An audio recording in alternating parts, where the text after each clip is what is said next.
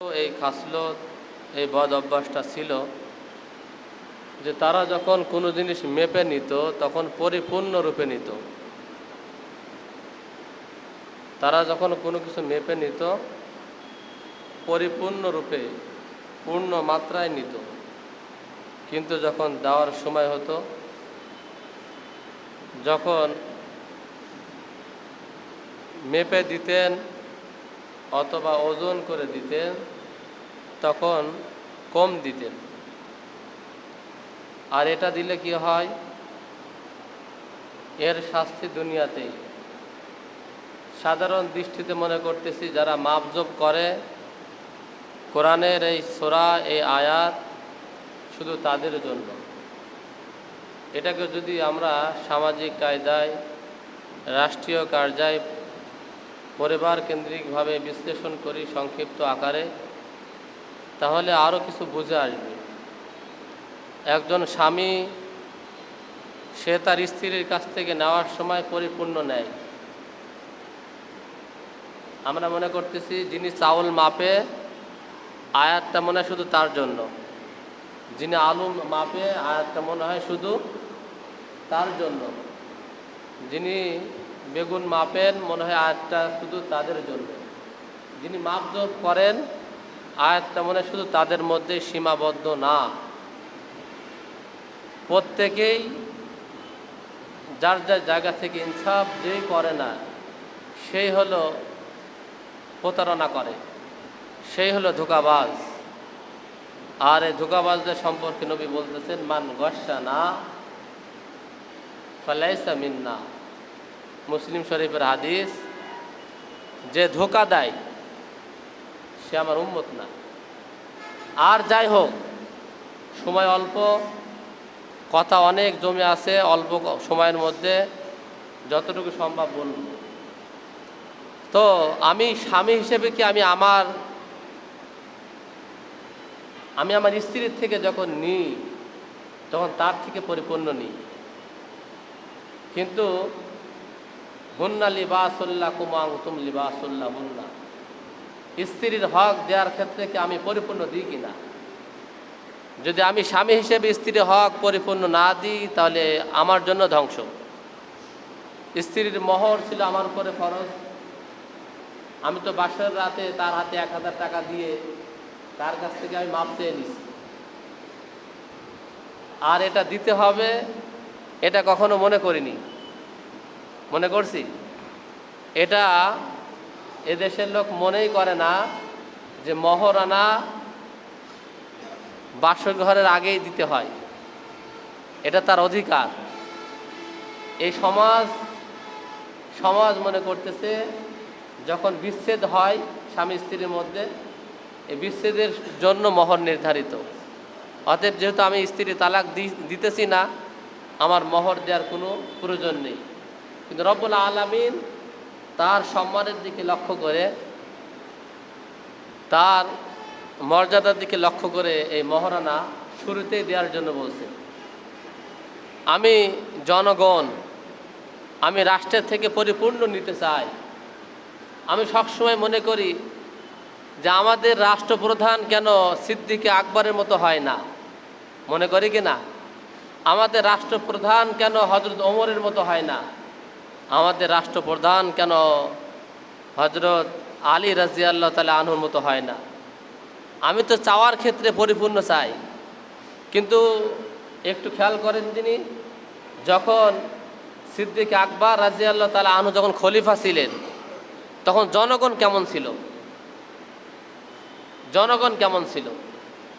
জনগণ তো ছিল সাহাবে আজমাইন, আশারে মুবাশশারা, এমন বড় বড় সাহাবী ছিলেন দুনিয়া থেকে যাদের জান্নাতের সার্টিফিকেট পেয়ে গেছেন, সুবহানাল্লাহ।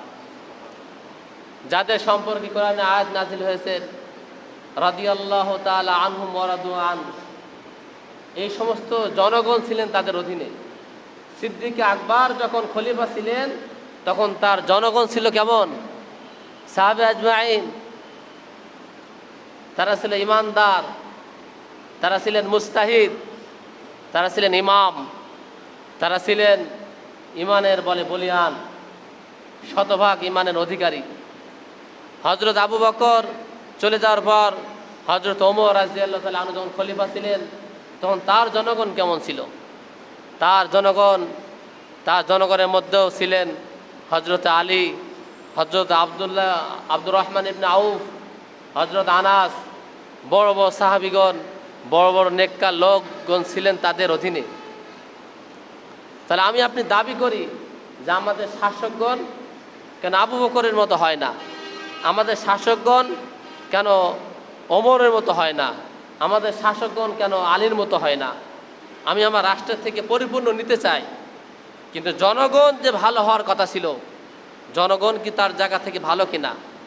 জনগণ যদি ভালো হয় তখন আল্লাহ তাআলা তাদের হক আদায়ের জন্য তাদের কাছে মুত্তাকি, পরহেজগার ইমাম তাদের জন্য নির্ধারণ করে বলেন সুবহানাল্লাহ। এমনইভাবে আমি যখন কর্মী হই, কোনো মিল ফ্যাক্টরি, যখন কোনো সেলসম্যান অথবা কোনো সাধারণ কর্মী যখন আমি হই, তখন তো আমি মনে করি আমার মালিকের এই ওয়াদা ছিল, মাসে এই কয়দিন ছুটি হবে, এই পরিমাণ বেতন হবে, বাৎসরিক ভাতা এই হবে, তার বোনাস এই হবে। সবসময় আমি মালিকের নিয়ে চিন্তা করি যে আমার মালিক আমাকে কোথায় ঠকিয়েছে, আমার মালিকের জন্য দুর্ভোগ যে আমার মালিক আমাকে ঠকিয়েছেন। আমার মালিকের তো পাসপোর্ট দেওয়ার কথা ছিল 1 বছরের মাথায়, 2 বছর হয়ে যায়, এখনও পর্যন্ত মালিক আমাকে পাসপোর্ট দিতেছে না। আমার মালিকের বেতন বাড়ানোর কথা ছিল, বছর ঘুরে যায়, মালিক বেতন বাড়াইতেছে না। মালিক এখানে আমার সাথে 2 নম্বরই করতেছেন, মালিক আমাকে ঠকাইতেছেন। অতএব দুর্ভোগ মালিকের জন্য। একটা বারও নিজের কথা ভাবে না যে আমার তো 8 ঘন্টা ডিউটি ছিল। আমি একজন সেলসম্যান হিসেবে, আমি একজন সাধারণ কর্মী হিসেবে আমার কয় ঘন্টা ডিউটি ছিল? 8 ঘন্টা ডিউটি ছিল। আমি কি আমার ডিউটি পালন করি? আমাকে যখন আসার কথা বলা হয়েছিল, আমি কি আমার আসার টাইমে আসি কি না? অয়েল যারা মাপে কম দেয়, আপনি আপনার টাইম সকাল 8টা থেকে নিয়ে বিকাল 5টা পর্যন্ত, অথবা সকাল 8টা থেকে নিয়ে রাত 9টা পর্যন্ত, যেই টাইমটা, এই টাইমটা আপনার না, এই টাইমটা আপনার মালিকের জন্য। এই পুরো 8 ঘন্টা এটা আপনার মালিকের জন্য নির্ধারিত। আপনি কি করেন? সারা রাত আপনি ঘুমান না, রাত 2টা পর্যন্ত, 3টা পর্যন্ত এখন মোবাইল দেখেন, ফেসবুক, ইন্টারনেট, বিভিন্ন কিছু চালিয়ে শরীরটা ক্লান্ত হয়ে যায়, ঘুম অবস্থায় এসে আপনি ডিউটিতে আসেন, কোনো রকম আপনি ডিউটি করে চলে যান, তাহলে আপনার জন্য দুর্ভোগ। আপনি একজন সাধারণ কর্মী হিসেবে আপনার জন্য কি? আপনি কি আপনার মালিকের হক আদায় করছেন? আপনি কি আপনার মালিকের ওজন ঠিকমতো দিচ্ছেন কিনা? তো বলছেন রব্বুল আলামিন বলতেছেন, এটা একটু ব্যাখ্যা করলাম, যদিও ব্যাখ্যার সময় আমাদের হাতে নেই, একদমই হাতে সময় নেই। তারপরেও আমাদের এই ধারণা ভাঙার জন্য আমি কয়েকটা সেক্টরে এই শব্দটাকে আমি বিশ্লেষণ করলাম যে আমরা যখন নেওয়ার সময়, এই ঢাকা শহরে অধিকাংশ মহিলারা অফিস আদালতে চাকরি করে, মাস শেষে যখন বেতন স্ত্রী পায়, বহু স্বামীরা আছে সেই বেতনটা পুরো পরিপূর্ণভাবে নিয়ে নেয়। এটা আপনার জন্য কি জায়েজ ছিল? স্ত্রীর টাকা স্ত্রীর, আপনার টাকা আপনার। স্ত্রীর যে বেতন পাওয়ার সঙ্গে সঙ্গে তার 20,000 টাকা আপনি নিয়ে নিলেন, নিয়ে এটা আপনার স্বাধীন মতো আপনি খরচ করলেন। একবারও তার হকের ক্ষেত্রে আপনিও চাকরি করেন, আপনার স্ত্রীও চাকরি করে, দিন শেষে রাত 8টার সময় যে আপনি শুয়ে আছেন আর উনি কী করতেছেন? রান্না করতেছেন। উনি রান্না করতেছেন, আবার সন্তানকে সামলাইতেছেন, রান্নার শেষে উনি আপনার জন্য খাবার প্রস্তুত করতেছেন, আপনি খাটের উপর শুয়ে আছেন। আপনি কতটুকু হক আদায় করতেছেন? ওয়াইল তো আপনার জন্য। স্বামী হিসেবে আপনি স্ত্রীর হক আদায় করতেছেন না, কিন্তু আপনি নেওয়ার সময় মাস শেষে যখন সে 20,000 বেতন পায়, পরিপূর্ণভাবে আপনি বেতনটা নিয়ে নেন। তার থেকে আপনার যে রান্নার খেদমত দরকার সেটা নেন, তার থেকে যে আপনার বাচ্চার দেখাশোনার ভার সেটা আপনি নেন, তার থেকে যে ঘর গোছানোর দায়িত্ব সেটাও আপনি নেন, তার থেকে আপনার জামা কাপড়গুলো পরিষ্কার করার যে দায়িত্ব এটাও আপনি পরিপূর্ণ নেন। কিন্তু দিন শেষে তাকে দেওয়ার সময় আপনি কী দেন? আপনার ক্ষমতা আছে, আপনি হয়তো প্রহার করতে পারেন, মারতে পারেন, হয়তো বেশি বোঝেন, একটা কথার জায়গায় দুইটা বেশি বলতে পারেন, এই জন্য হয়তো স্ত্রী বলে না, হয়তো বা মুখ বুঝে সে আপনার কাছে আসে যে স্বামী সে তো বড়, কিন্তু আপনার জন্য দুর্ভোগ, দুর্ভোগ আপনার জন্য। মনে করতেছেন যিনি শুধু চাউল মাপে, যিনি স্বর্ণ মাপে, যিনি তরি তরকারি মাপে, ওনার জন্য দুর্ভোগ নয়, দুর্ভোগ সবার জন্য। আপনি যদি আপনার জায়গা থেকে, আপনি শিক্ষক, সকাল 8টা থেকে 5টা পর্যন্ত আপনার ডিউটি আছে, আপনি ক্লাসে যে ঘুমাইতেছেন, আপনি ক্লাসে যে ওই যে বললাম সারা রাত আপনি ঘুমাননি, সেই ঘুমানোর রেস্টে আপনি ক্লাসে বসে কোনো রকম সময় কাটাতেছেন, তাহলে দুর্ভোগ এই শিক্ষকের জন্য দুর্ভোগ কি না? দুর্ভোগ সবার জন্য। এজন্য আমি প্রথমেই বলছি আমাদের সবার জন্য দুর্ভোগ। আমরা সবাই, এই কথাই আল্লাহ বলতেছেন সূরা মুতাফফিফিন, অর্থই হলো যারা কম দেয়, যারা ঠকায়। এই সূরার অর্থ কি বলেন? যারা ঠকবাজ, সহজ ভাষা বলি, আমাদের গ্রামে বলে, আপনাদের এলাকায় কি বলে আমি জানি না। ঠকবাজ যারা, দুর্ভোগ তাদের জন্য। বলেন দুর্ভোগ কাদের জন্য? ও আমার ভাই, অনেক মুসল্লি হওয়ার দরকার নেই তো, 5 জন আছেন, 5 জনের মনোযোগ দিয়ে শোনেন। ঠকবাজ কাদের জন্য? এই যা বলছে মনে হয় আপনাদের অর্ধেকও তো মনে নেই, আমার সাথে সাথে আপনি বলবেন, একটু খেয়াল করেন, অমনোযোগী আপনি হবেন, আমার কথা ছুটে যাবে। দুর্ভোগ কাদের জন্য? ঠকবাজের জন্য। ঠকবাজ এই শব্দ বোঝেন না আপনারা? সহজ শব্দ। বলেন দুর্ভোগ কাদের জন্য? নাকি যে শুধু মাপে কম দেয়? মাপে তো আমরা সবাই কম দিই, একটুখানি তো বললাম যে আমি ইমাম হিসেবে আমি আমার জায়গা থেকে কম দিই, আমি শিক্ষক হিসেবে আমি আমার জায়গা থেকে কম দিই, আমি স্বামী হিসেবে আমি আমার জায়গা থেকে কম দিই, আমি জনগণ হিসেবে আমি আমার জায়গা থেকে কম দিই। সবসময় সারাদিন মানে রাষ্ট্রপ্রধান যারা, আমরা তাদের বিরুদ্ধে কিভাবে বিষোদ্গার করি, হাতে শুধু পাই নেতাই, পাইলে কিলাই মেরে ফেলবো তারে। এরকম হয় কি না? সব জনগণের এই অবস্থা যে শুধু একবার শুধু সরকার প্রধানের হাতে পাইলে হয়, কিন্তু আপনি কি আপনার সরকারের কি পরিমাণ হক আদায় করেন? আপনি তো তার থেকে নিরাপত্তা দিবেন, যে সরকার আপনার সন্তানের নিরাপত্তা দিবে, আপনার জানমালের নিরাপত্তা দিবে, এটা সরকারের দায়িত্ব। কিন্তু আপনার দায়িত্ব আপনি কি পরিমাণ পালন করেন? আপনি একজন দোকানের সেলসম্যান হিসেবে আপনি আপনার মালিকের কি পরিমাণ হক আদায় করেন? সারাদিন মনে করেন মালিক আমাকে ঠকায়, মালিকের উপর দুর্ভোগ, মালিক আমাকে বেতন দিচ্ছে না, মালিক আমাকে বোনাস দিচ্ছে না, মালিক আমাকে ছুটি দিচ্ছে না, এই জন্য দুর্ভোগ তার জন্য।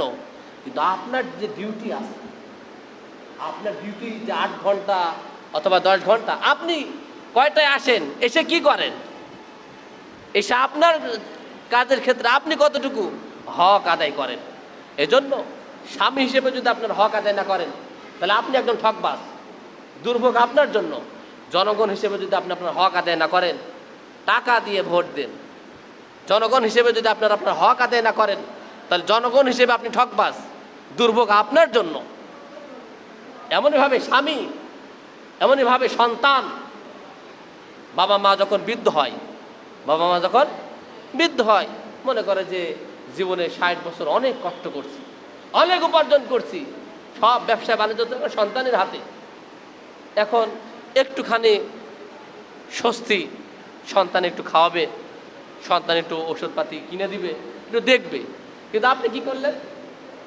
বিয়ে হওয়ার পর বউটা নিয়ে ঢাকায় চলে আসছেন, অথবা আপনার বাবা মা হেমায়েতপুরে থাকেন, আপনি বিবিডারে নিয়ে মিরপুরে চলে গেলেন। এখনকার মেয়েরা কেউই শ্বশুর শাশুড়ির সাথে থাকতে চায় না, এজন্য এদের দরকার হলো এতিম দেখে বিবাহ দেওয়া। আপনাদের ছেলে মেয়েদেরকে বিবাহ দেওয়ার ক্ষেত্রে এতিম দেখবেন, যে যার বাপ মা নেই, যার কেউ নেই, শুধু সে একা আছে, এরকম হলে তার সবচেয়ে ভালো। আর এখনকার মেয়েরা এই সন্তান 25 বছরের সন্তান বেড়ে উঠতে, তার বাবার জীবনের সমস্ত ঘাম উপার্জন এই সন্তানের পেছনে, মেয়ের পেছনে ব্যয় হয়েছে কিনা বলেন? হয়েছে কিনা?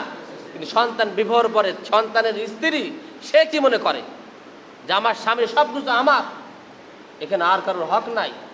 সে চেষ্টা করে স্বামীটাকে নিয়ে ভিন্ন জগতে থাকার জন্য, যেখানে গাছপালা তরুলতা পশু পাখি কেউ থাকবে না, কেউ থাকবে না, যেখানে শুধু আমি আর সে থাকবো। মনে হচ্ছে যে এই সন্তান আসমান থেকে আসলো, পড়ে পাওয়া জিনিস, এইরকম একটা অবস্থা সমাজের মধ্যে হয়েছে। কিন্তু এটা হলে কি হয়, আপনার স্বামী যদি তার রক্তীয় হক আদায় না করে তাহলে সে অকালে মৃত্যু হবে। তার অকালে মৃত্যু হলে কি হবে, ক্ষতি তো আপনারই হবে। 40 বছর আপনার স্বামী চলে যাবে দুনিয়া থেকে। আপনার বিবাহ হয়েছে, আপনার স্বামীর বয়স ছিল 25 বছর, 40 বছরের স্বামী দুনিয়া থেকে যাবে। কারণ কি, সে তার মা বাবার হক আদায় করে না, অকালে মৃত্যু হবে। আপনার স্বামীকে সে মাসে 1000 টাকা মাকে দিবে, এজন্য আপনার অনুমতি নেওয়া লাগে। কালকে একজনকে আমি বলতেছি, একটা কথা বলছি, তো উনি সিদ্ধান্ত দিতে পারলেন না। উনি বলতেছেন ঠিক আছে, গেদার মা যখন আসবে তার সাথে কথা বলে। কথা বুঝছেন, অনেকেই ভালো ভালো চাকরিজীবীরা আছে, মা যখন টাকা চায় তখন ফোনটা মেয়ের কাছে দেয়, কয় আম্মু তুমি তোমার আম্মুর কাছে বলে তোমার দাদির জন্য টাকা পাঠাও। কতটা অসহায় করে ফেলছে দেখেন। তাহলে যেই স্বামীকে আপনি তার রক্তীয় হক আদায় করতে বিরত রাখছেন, এই স্বামী শুধু এই কারণে সে অকালে মৃত্যু হবে। আপনি বেশি দিন তাকে সাথে রাখতে পারবেন না। তো আমি তো এক শব্দের কথা বলে আমার টাইম শেষ করে দিলাম। তাহলে ওয়াইল দুর্ভোগ, ঠকবাজ যারা তাদের জন্য দুর্ভোগ। যারা নেওয়ার সময় পরিপূর্ণ নেয়, সন্তান হিসেবে যখন বাবার কাছ থেকে নেবেন পরিপূর্ণ নেবেন। বাবাকে দেওয়ার সময় আমাদের সমাজের একটা কথা বলি, বাবার পকেট সন্তানের পকেট। বাবার যা আছে সব সন্তানের, কিন্তু সন্তানের যা আছে তা বাবার না। কোরআন বলতেছে তার বিপক্ষে বলতেছে, আংতা মা লুকালি আবিকা। আল্লাহর হাবিব বলতেছেন, ও সন্তান তুমি এবং তোমার যা কিছু সব কার? ও বাবারা, ওই যে ওরা পেছনে বসে গল্প করতেছে, তুমি এবং তোমার যা কিছু কার জন্য? সবাই বলো কার জন্য? এটা তো জানো না, শুনে নাও। তুমি এবং তোমার যা কিছু সব কার? সব মালিকানা কার? তোমার মালিকই তো তোমার বাবা। সন্তানকে বলতেছেন তুমি এবং তোমার যা কিছু সব কিছুর মালিকানা কার? তোমার বাবার। কিন্তু আমাদের সমাজে না, বাবার পকেট আমার, বাবার যা কিছু সব আমার, কিন্তু আমার পকেটে যা আছে তা বাবার না। কোরআন যেটা বলছে, হাদিস যেটা বলতেছে, সমাজের চিত্র তার উল্টা। তো রব্বুল আলামিন বলতেছেন সূরা মুতাফফিফিন, কয়েকটা আয়াত বলে শেষ করি। ধ্বংস তাদের জন্য যারা মাপে কম দেয়, যারা ঠকায়, আর যারা ঠকবাজ। মান গাশানা ফালাইসা মিন্না। ও হাজী সাহেব তুমি আমার উম্মত না, ও নামাজি তুমি আমার উম্মত না।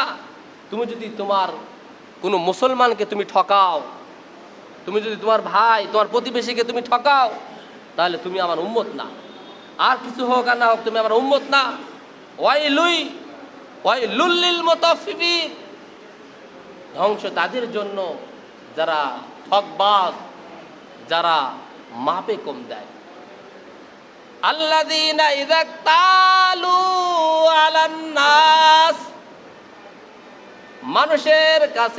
মানুষের কাছ থেকে যখন নেয়, কাইল করে যখন নেয়, কাঁটা দিয়ে ওজন করাকে কাইল বলে। যখন পাত্র দিয়ে মাপ জপ করে যখন নেয়, ইয়াস্তাউফুন, তখন পরিপূর্ণ রূপে নেয়। মানুষের কাছ থেকে নেওয়ার সময় তো পরিপূর্ণ নাই, মালিকের কাছ থেকে নেওয়ার সময় পরিপূর্ণ নেয়, বাবার কাছ থেকে নেওয়ার সময় পরিপূর্ণ নেয়, বেতন নেওয়ার সময় পরিপূর্ণ রূপেই বেতন নেয়, কিন্তু কর্ম করার সময় সে ঠকবাজি করে। ওয়াইদা কালুহুম আও ওয়াজানুহুম ইখসিরুন আকসারা ইখসিরু। বাবে ফাল থেকে মানুষকে ধোঁকা দেয়, ক্ষতি করে। কালুহুম পাত্র দিয়ে যেটাকে মাপ জপ করা হয়, আও ওয়াজানুহুম দাড়ি পাল্লা দিয়ে যেটা মাপ জপ করা হয়, দুইটা শব্দ রব্বুল আলামিন পাশাপাশি ব্যবহার করছেন। যখন মানুষের কাছে মেপে মেপে দেয়, মানুষের কাছে যখন ওজন করে অথবা মেপে দেয়, তখন মানুষকে ঠকায়। নেওয়ার সময় পরিপূর্ণ নেয়, পরিপূর্ণ নেয়, আবার দেওয়ার সময় পরিপূর্ণ দেয় না, মানুষকে ঠকায়।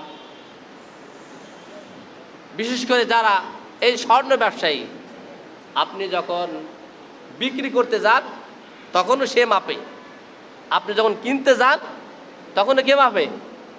সে তো মাপে। কি কর যারা স্বর্ণ বিক্রি করে, যখন আপনি কিনতে যান কে মাপে? তারা মাপে। আবার আপনি যখন ভাঙাচোরা কিছু বিক্রি করতে যান তখন কে মাপে? তারাই তো মাপে, তারা মাপে। আর অন্য ক্ষেত্র আছে, অন্য জায়গায় ব্যতিক্রম আছে, যে কখনো যে দেয় সে মেপে দেয়, আবার যে নেয় সে মেপে নেয় না। তো এই ক্ষেত্রে যখন নেওয়ার সময়, যখন দেওয়ার সময় হয়তো বা একটু কম করে দিল, খুব বেশি না, এই অল্প কম। আপনি 1 কেজি মাল কিনছেন, 1 কেজি মাছ কিনছেন,